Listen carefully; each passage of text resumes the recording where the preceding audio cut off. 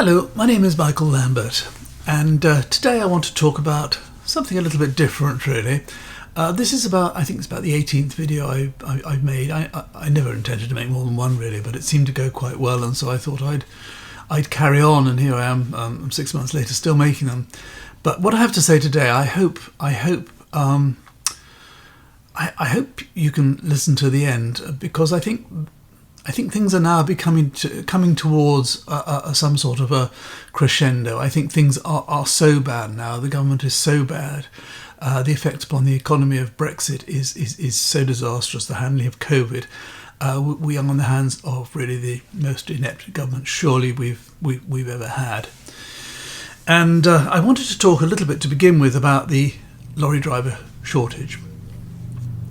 Now, the consequences of a shortage of lorry drivers is that the shops are empty of food. I went to my local Lidl today, a whole meat counter, a huge meat counter, which is normally full of chicken and pork and stuff, all gone. It's filled up with Lidl and the middle stuff. And everywhere you go, there are gaps in the shelves and so on, and that can only get worse. And there are so many other pubs that can't get workers, and they can't get stock. I heard of a pub the other day, they couldn't get any beer because there weren't delivery drivers to deliver. There are all these farmers who've got fields full of crops that they can't, or vegetables and fruit they can't harvest because they can't find people to harvest them. But not only that, even if they do harvest them, they can't get them to market because there are no lorry drivers. What I want to emphasise about this lorry driver shortage in particular is this: it is not temporary. This is permanent. This is post-Brexit Britain. There are not enough lorry drivers. Now, Keir Starmer, he emerged from his bunker last week for a very brief moment to say that he thought the government should grant 10,000 work permits for European drivers to come here and help us out a bit. And this is really, it's just so stupid. It's just, you only got to think for one moment. You see, the popular belief amongst these politicians is this, that the UK is such an incredibly good place to work. It is just so wonderful to be here that the whole world wants to come here and work.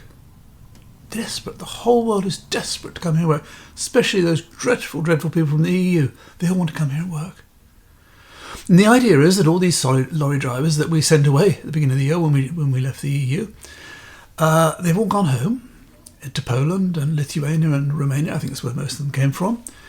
And since January, they've been sat in front of the television. They've been watching the Polish equivalent of Homes Under the Hammer or whatever they're watching, and pointless.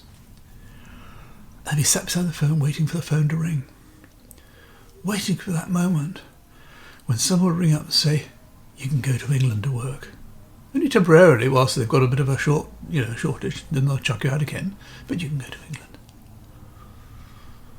And then they find out that to come to England, first of all, they have to get a job. They have to get a job online, and they have to find an employer, and the employer has to be somebody who's registered with the government who's entitled to employ people from, or bring people in from the EU.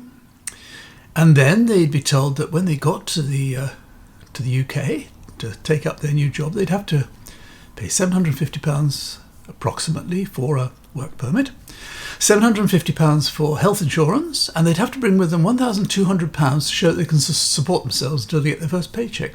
In other words, they'd have to come with £3,000 in order to start work in the promised land.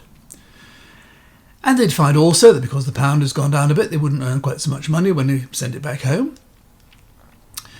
And if when they got to Heathrow or wherever, they found that the customs found immigration found there was some problem with their paperwork, then they'd be put into detention until the next flight was available to send them home again.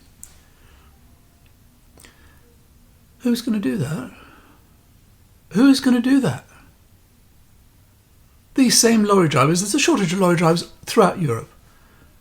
They can go, get on a train, a bus, a plane, go to Germany, France, Italy, Spain, anywhere, start work the next day. Why are they going to come here?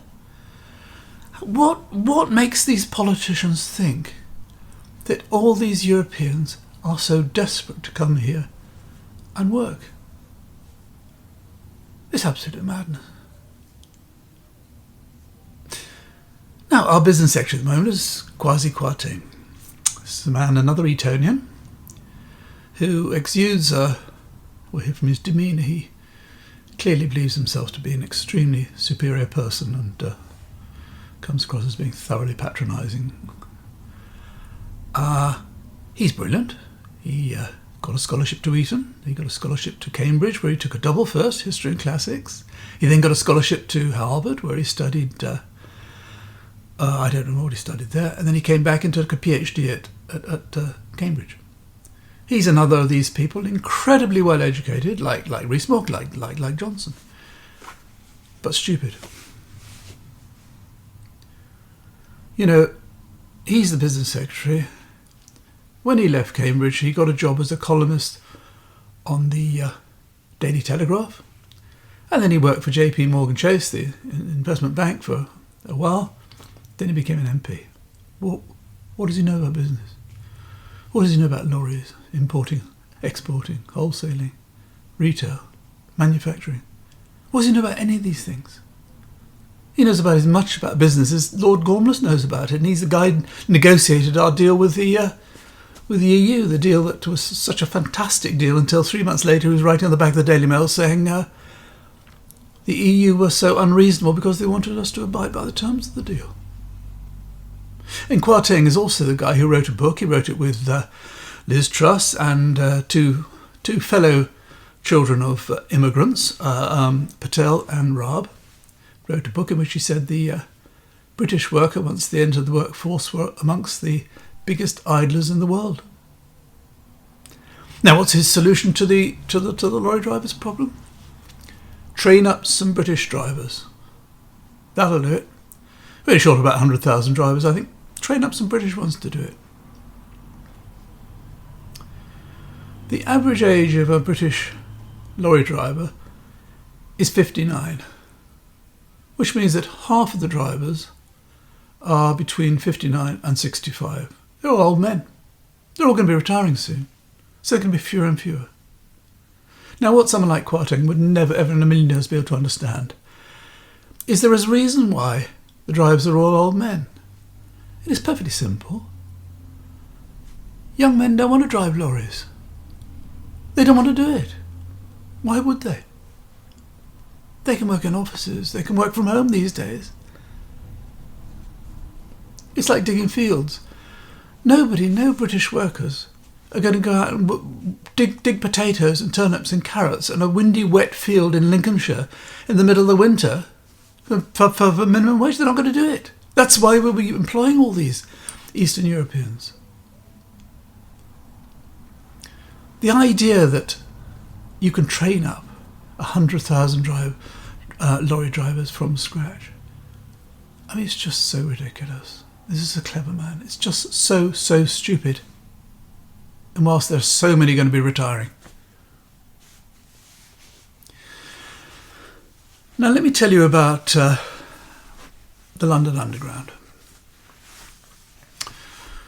London Underground drivers, they earn, well, when they're training, they do 12 weeks training, during which time they get £33,000 a year. That's the rate at which they're paid, which is the equivalent of what an average lorry driver earns. In other words, whilst you're training to be a tube driver, you get £33,000, the same as what a lorry driver gets. As soon as you're qualified, you then go on to your minimum salary of £55,000 a year. You work a 36-hour week, you have something like 6 weeks holiday, and you retire at 50 on a pension. You and your family have free travel. That's a cushy number. I know people will be writing in the comments saying, God, what a responsible job and difficult job it is. Thousands or hundreds and hundreds, probably thousands of metro systems all over the world are automatic. No driver, no guard, no person at all. We even have the Docklands Light Railway here. Nobody on it at all. No driver, no guard, no nothing. All of the London transport could be automated. But there's a reason why these people are so overpaid. I know they get cross, people are going to get very cross me saying it, but earning, and a lot of tube drives, and I get all this information from an article in the Evening Standard in 2019, it's available for anybody to see. A lot of them are earning 60, 70, 80. One tube driver was earning over £100,000 a year. Overtime is paid at £36 an hour. Now, the reason they've got all these benefits and this fantastic pay is very simple. Because no London mayor's ever had the nerve to stand up to them or to risk the London Underground being shut for 3 or 4 months whilst they trained up new drivers and sacked the whole lot of them and replaced them, or while they automated them, which is what will happen inevitably. It'll happen inevitably because there are far few people commuting these days and because there aren't any tourists in London. But that's by the by. In other words, they have this fantastic power, and they're always going on strike as well, because the Greater London Authority Assembly always give in. Now, lorry drivers, if they only realise it, have the same power.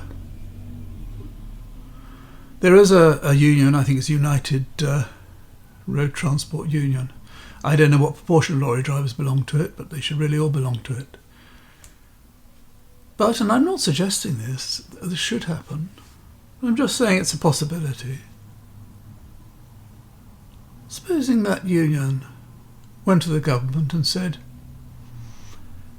from next week or from next month, wouldn't even give them a month actually, from next month, we want to earn £55,000 a year, and we want 6 weeks holiday, various other benefits and so on. And if you don't agree, we're going to strike. Now, if all the lorry drivers in the country went on strike, the country would come to a standstill. They're as important to an economy as blood is to a body. Without it, nothing would happen. The shops would be empty. You couldn't go anywhere, you couldn't do anything, you couldn't work. Nothing would happen. Factories, everything would close down. And of course the government, they couldn't let that happen. They'd have to give in. And if they didn't give in, the country would come to a standstill. But a consequence of this, of course, is that prices would start going up and people start getting angry. But what would also happen is that other unions, hospitality, care workers, health workers, would all start saying, hey, that worked for the lorry drivers, we can do it. And all these groups where we're short of workers because we've sent them all back, because our Home Secretary got such pleasure, such joy, didn't she? Do you remember that poster earlier in the year when she was smirking that smirk of hers, saying, I've put a stop to freedom of movement. So pleased that she stopped freedom of movement. But all these people, there's no alternative now. If these big unions start, these big groups of workers start going on strike, every time the government has to give in. Because we can't get workers from the EU anymore. Where are we going to get them from? Nigeria? Bangladesh? Ain't going to happen. So I think particularly the lorry drivers have got a huge power in this. And I think if they're aggressive enough, tough enough and firm enough, they can present real problems for this government. And I think a consequence inevitably is going to be that prices are going to go up, and we know it's going to happen anyway. We know that the universal credit uplift, the £20 a week, is going to end. Johnson was very resolute about that, and we know that electricity and gas prices are going to go up, and we know that prices are already going up. And of course, if lorry drivers want to earn twice as much money, the prices are going to go up even more, and people are going to come out then, and there's going to be a real ruckus. People are not going to stand for that. And I think this could really seriously threaten the government, and I think within a very short time you'll find that freedom of movement would be restored, and that we'd be back in the customs union and the single market, because the government would have no alternative, and the unions would have such bargaining powers if that's what they wanted. But anyway, I think things as they are cannot go on like this. We cannot. We're all just being taken down and down and down by this really dreadful government of utter incompetence. People who really just got no idea. I mentioned just now that Kwasi Kwarteng has no experience of business whatsoever. Neither has Lord Gormless. In the whole cabinet, 21 members, there's one guy, Ian Jack. He's the Scottish secretary. He built a business from scratch on his own, apparently a very successful business. Apart from them, there's Liz Truss, who worked for Shell and some other big company as a management accountant. And there's Grant Shapps. Grant Shapps had a few get-rich-quick websites, didn't he? Where he used a false name, Michael Green or something, or other various aliases anyway, which, according to his Wikipedia page, Google shut down because they accused him of plagiarism and shut 19 of his sites. So, I mean, that is the extent of the business experience of this cabinet. And we have a Prime Minister who's very famous for saying F-U-C-K business, showing what his attitude is. And I think whilst we're all being squeezed and squeezed and squeezed, and we look at the shops and we look at the gaps and we hear about all the problems. You go to a pub and the pub hasn't got any beer because they haven't delivered this week because there's no drivers, etc., etc., etc. And at the same time, you hear Dominic Raab going off on a holiday which is said to us cost 40,000. I can't believe it did, but it'd be interesting to know who paid for it and how much it did cost. But then you hear that Rishi Sunak is building tennis courts and a new swimming pool at one of his, no doubt, many palatial properties, and you hear Johnson spending 250 million on a presidential yacht, which the Queen doesn't want anything to do with, so it's for him and his wife, in fact. And the 400,000, 200,000 pounds on the wallpaper and all this stuff. And all this corruption with the PPE and so on, which we've talked about before. It just cannot go on. People are going to get very cross. We're coming towards the end of the summer. The autumn's approaching. We'll have to start putting the heating on, and we haven't got the distractions we had before. The Olympics are all over, the Euros are all over, and so on. And people are going to start getting cross. And of course, don't forget, furlough's ending at the end of next month.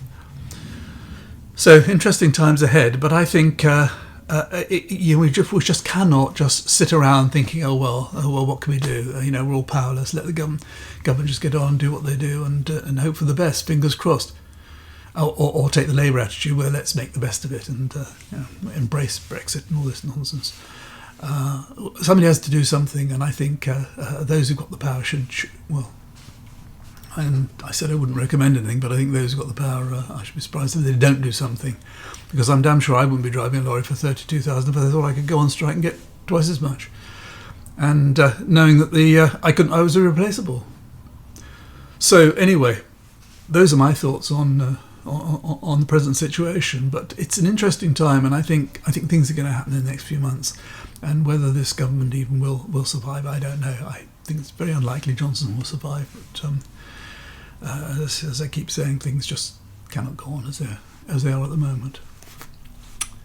Anyway, if you've watched this far, thank you very much again, and until next time, bye-bye.